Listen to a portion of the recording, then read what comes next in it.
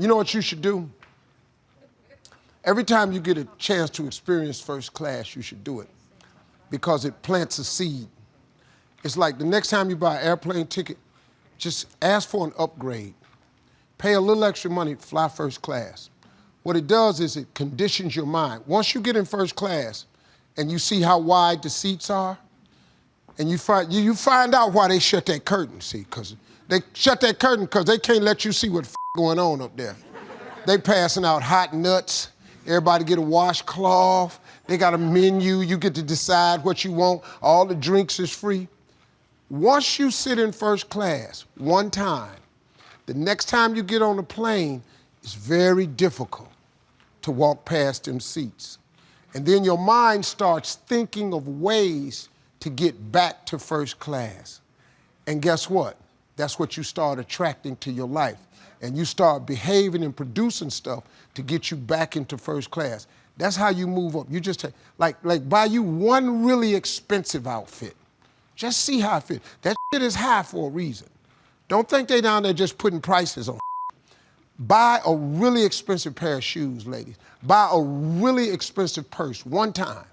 Just go on down there, buy the real Louis Vuitton that ain't ever on sale. Louis Vuitton don't even have sales. Just get you one. When you carry it, it changes your life. It will then cause your mind to subconsciously produce thoughts to get another one.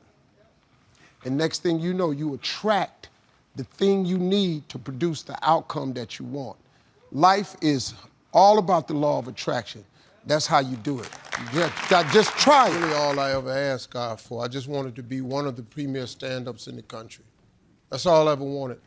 Kings of Comedy was it. Biggest comedy tour in the history of comedy. And we sold more tickets than anybody, and we set new records. And this was before social media and all of that. It was a bad, bad tour, man. I thought that was it. But the funny thing, though, man, about God, God's plan is always better than your plan.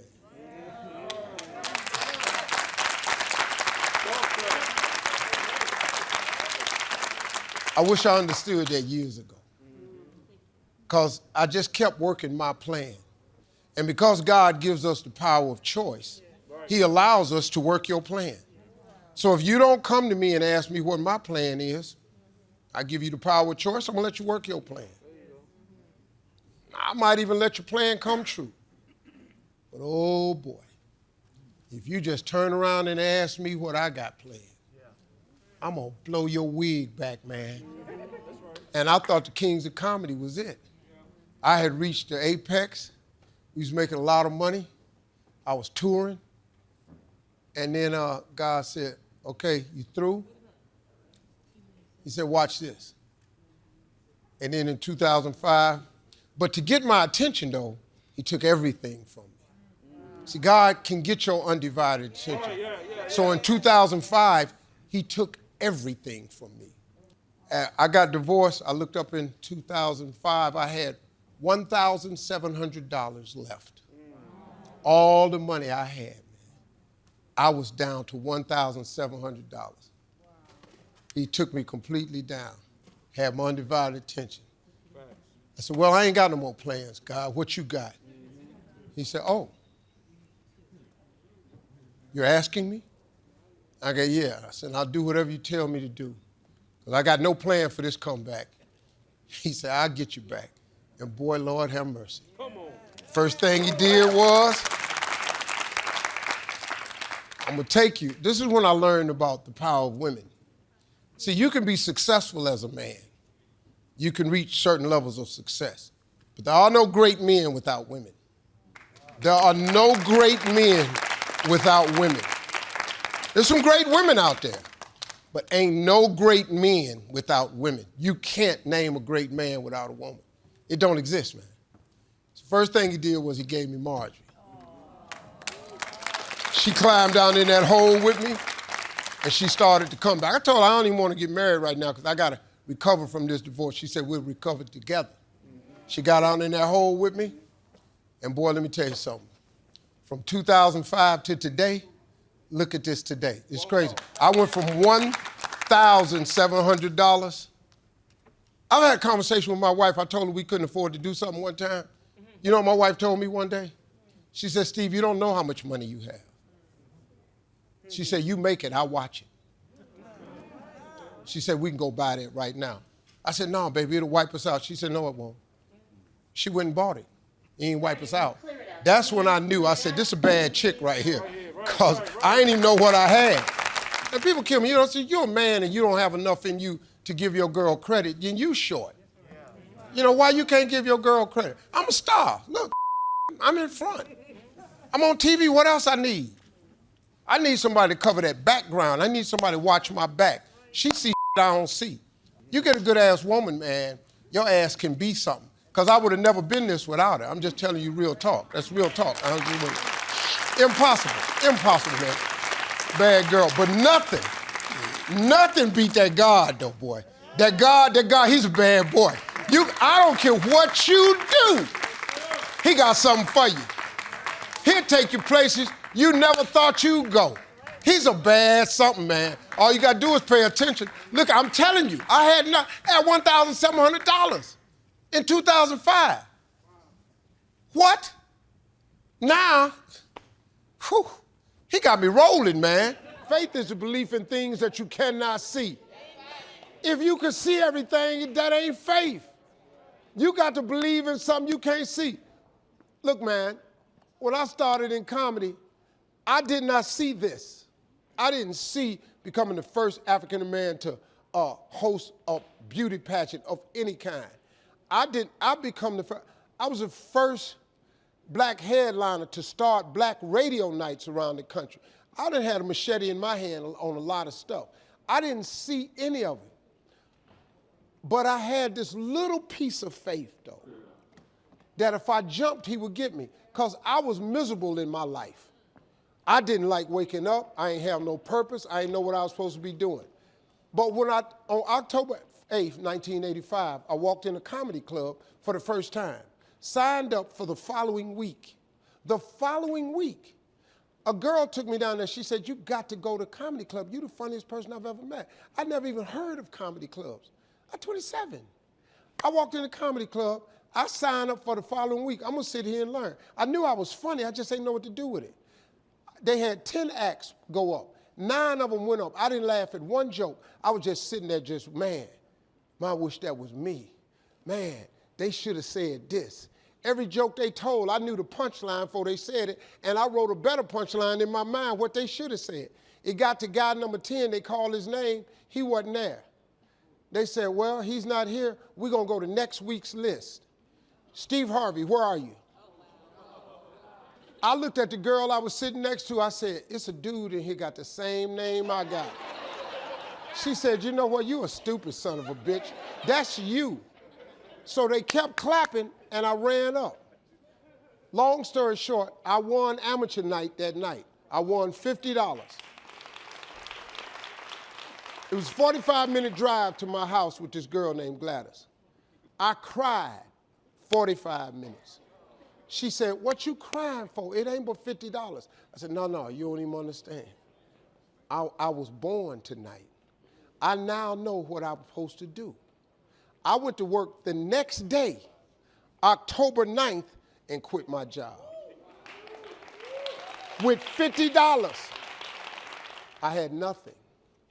I just never gave up. I just kept believing that he was going to put that air up under them sails for me one day. And finally, he put that air up under that wind up under them sails. This ain't your life right here. This life you got right now, this ain't just it. You think this it?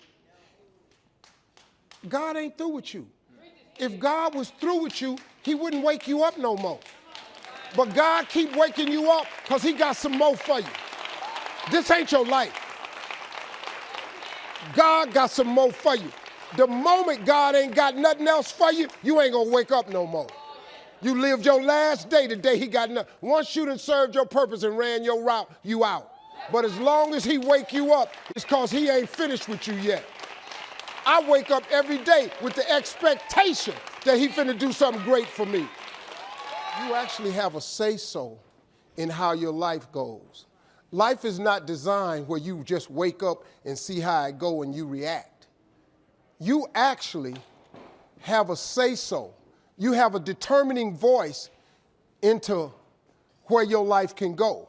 You have no say-so in what happens to you, but you have a say-so in what you do about it. See, life is 10% what happens to you. It's 90% what you do about it. You ain't got to be washed white as snow, because I didn't get that. I didn't get saved like that. I got washed, but I just got rinsed off. I did not get the wash white as snow version. I still got dirt on me. But show me something that has grown into something beautiful that didn't have no dirt on it. You take a seed and throw it on the concrete, don't put no dirt on it, and watch what happens. See, you get tripped out because you got dirt on you, but you need dirt on you to develop, because dirt ain't just dirt. Dirt is fertilizer. Dirt is nutrients. Dirt gives you the strength for your seed to push through. See, you got to have dirt on you to push through something. Everything you see that's beautiful starts out as a seed, but that seed got to get dirt on it. See, you get mad when haters come your way. You get mad because you get a setback. You get mad because you get thrown off course. You get mad because you get a detour. That's just dirt. You get mad because they talking about you. That's dirt. You get mad because you lost your mama. That's dirt. You got to have dirt on you to grow into what God got for you. Quit tripping. And the reason I'm telling it to you, because when I was homeless, I told God, I say, if you let me make it, when I get there, I'm going to tell everybody about you. So now here I am right now. I'm telling you that it was him. It was not my education. It wasn't who I knew. It wasn't no deal I struck. It was cause of prayer. It's cause, man,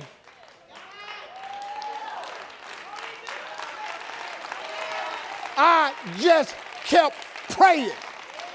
When it looked like I wasn't going to be nothing, I kept praying.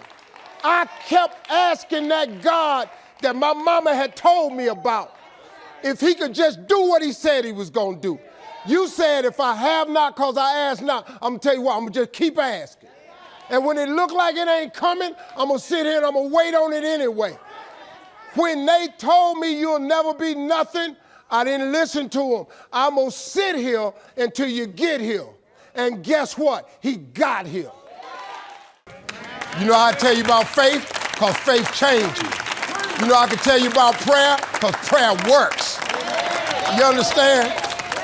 But you can't have a testimony without a test. I used to like really ask God a lot of questions, man, about my life, because I was kind of disappointed in the way he was handling my life, you know. I thought it was too much. I didn't appreciate being homeless for 3 years. I didn't appreciate 2 divorces. I didn't appreciate losing everything I owned twice. I didn't appreciate having 11 different jobs to try to figure out finally what I was going to be. But after I started living my life, I understood why he did that. Because I can relate to anybody on any level. I have been at every economic level there is. You've been poor? Me too. You've been down and out? Me too. You had a boss you didn't like? Me too. You had bad credit? Me too. Been divorced? Me too. You lost everything you own? Me too. You got kids? Me too.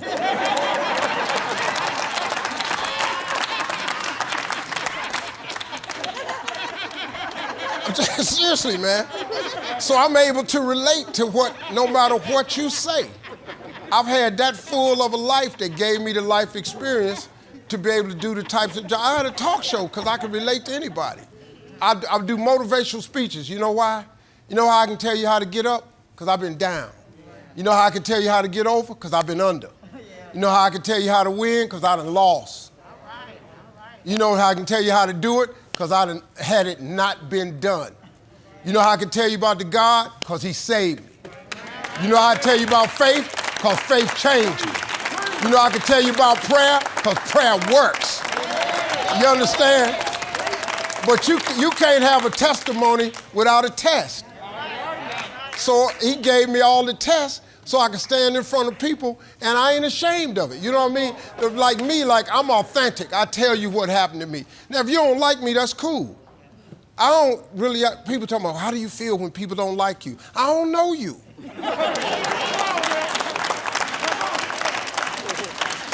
My problem would be if my wife stopped liking me. My children quit liking me. When other people who don't know me don't like me, it don't matter what they say, and what they say don't matter. I don't give haters no room in my life. You know, people be talking about, man, Steve, you got a lot of haters. I don't even know. I really don't, man. I don't, because I don't even hang around you. If you don't like me, man, move on. You ain't got to like me. It's people that tune in to see what I say that they don't like. That's a sad-ass life.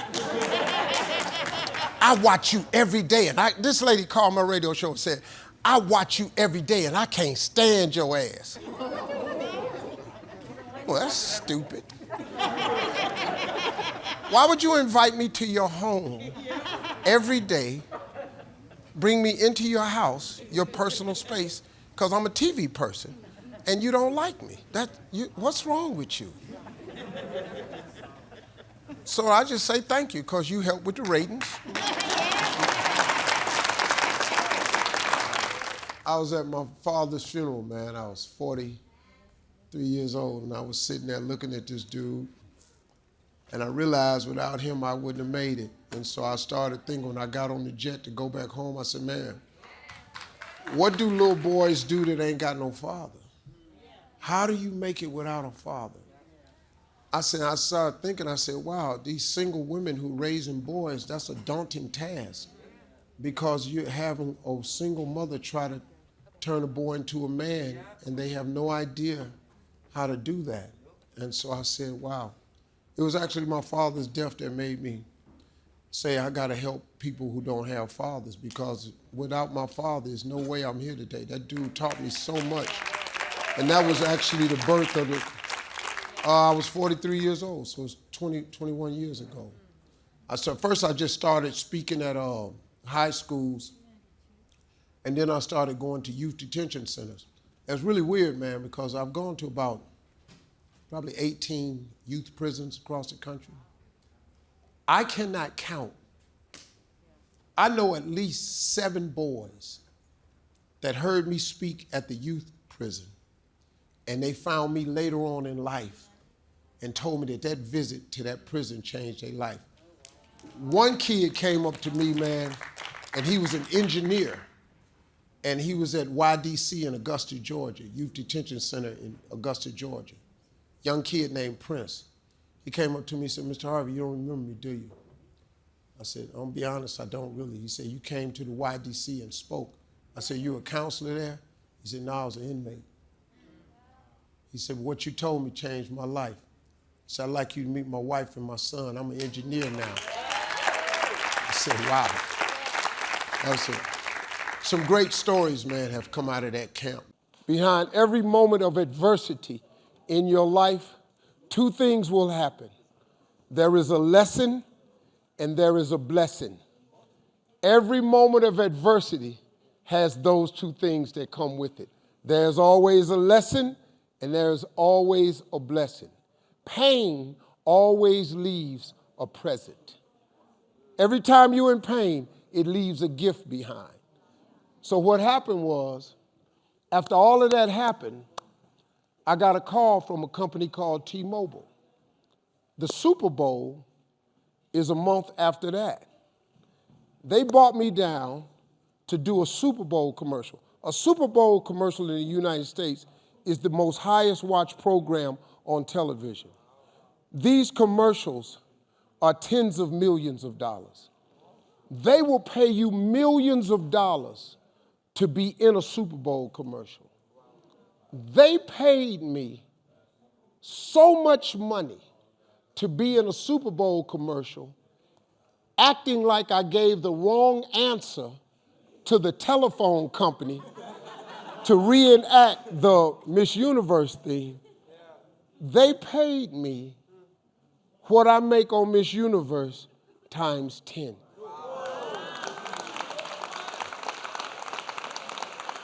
And then 14 countries sent my wife and I a letter saying that was the most honorable and honest thing they've ever seen in the history of television.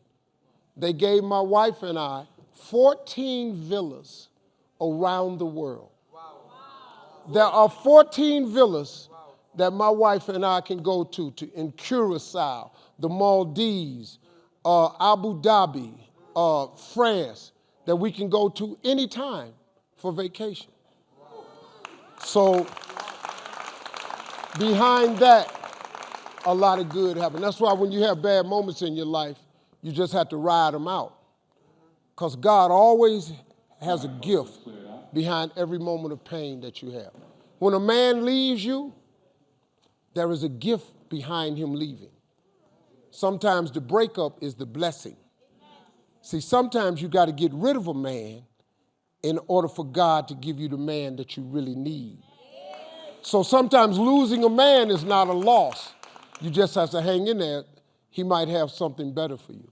So every time something bad happens, you just have to wait on the lesson and the blessing. It always happens.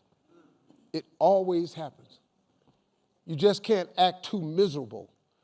Oh, woe is me, something happened to me. Oh, my man walked out on me, all me and the dogs. No, they're not. You just had one dog. He was the dog. Just wait.